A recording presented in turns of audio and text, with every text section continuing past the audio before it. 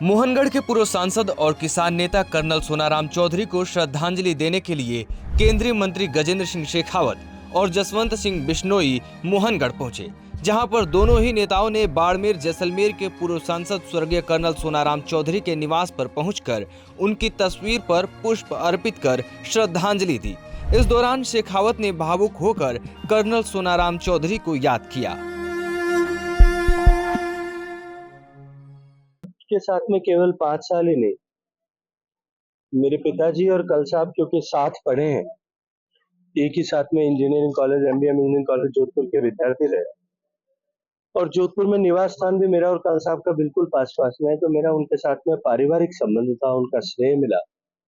तो जब छात्र संघ का अध्यक्ष होता था तब से लेकर के कर्नल साहब से मेरा निरंतर संपर्क रहा था।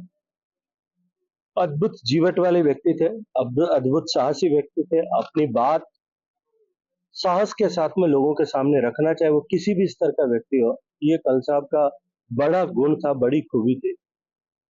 और कल साहब के जाने से निश्चित रूप से पश्चिमी राजस्थान ने एक बड़ा किसान नेता खोया है।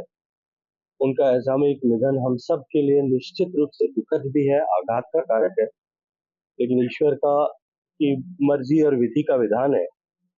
हम सब लोग यहाँ संवेदना व्यक्त करने के लिए आए और पार्टी की तरफ से, भारतीय जनता पार्टी परिवार की तरफ से, भारतीय जनता पार्टी के सारे शीर्ष नेतृत्व की तरफ से हमने सांत्वना व्यक्त की है।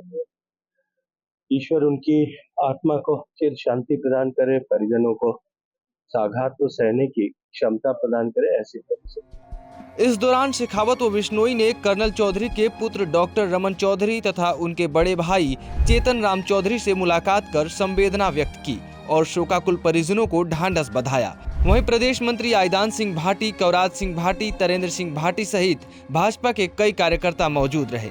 बता दें कि पश्चिमी राजस्थान के दिग्गज जाट नेता, पूर्व सांसद और विधायक कर्नल सोनाराम चौधरी का 20 अगस्त की देर रात दिल्ली में निधन हो गया था। वे 85 साल के थे। सेना में कर्नल के पद तक पहुंचने के बाद सोनाराम ने सेवानिवृत्ति के बाद राजनीति में कदम रखा।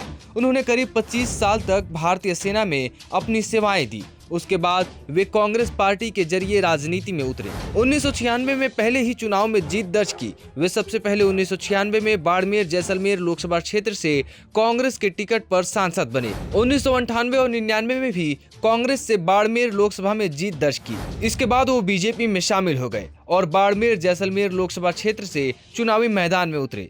बाद में बीजेपी से खफा होकर कांग्रेस में वापसी कर ली। कांग्रेस ने उनको विधानसभा चुनाव 2023 में बाड़मेर के गुढ़ामालानी विधानसभा क्षेत्र से चुनावी मैदान में उतारा, लेकिन वे बीजेपी के बिश्नोई से चुनाव हार गए। कर्नल सोनाराम पश्चिमी राजस्थान के किसानों की एक मजबूत आवाज थे। उनके निधन के बाद पूरे पश्चिमी राजस्थान में शोक की लहर है।